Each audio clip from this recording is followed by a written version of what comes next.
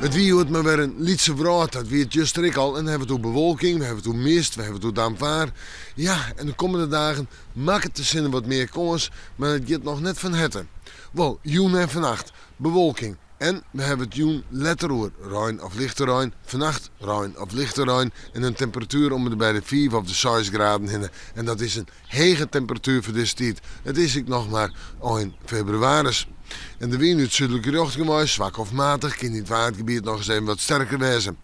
Morgen, een dag met bewolking, een dag met ruin. Soms ruint het zelfs even stevig, want er kan wel eens meer dan 10 mm vallen.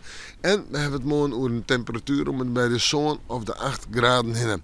De wind komt uit het zuiden en het zuidwesten, matig, misschien wel vrij krachtig. Letter draait naar het noordwesten en dat zal dan in de joentijd wijzen en dan in het waardgebied krachtig, krachtig van 6. Ja, de nacht volgt het met een temperatuur om bij de 1 of de 2 graden heen nog een liets beetje ruim en dan komt de sneeuw erachteraan. En dat lijkt een droege dag te worden. Dat is positief. Kunnen we er even op uit. In het westen, noordwesten en zuidwesten komen ze op wat zinnen. Temperatuur 5 of 6 graden. En de wind gaat naar het noorden en het noordoosten en die zal matig wezen of zwak. In de nacht al een graadje frost, manje, tiesje, wijze, droege dagen. En we hebben het over zinnen. Noffelijk waarschuwing zegt, ja, het wordt wel kouder. Hoe daar zijn 4 graden, op wijze 5 en in de nachten lichte frost. Dus komt de winter weer een beetje waarom. We moeten morgen maar weer even in het waarschuwen.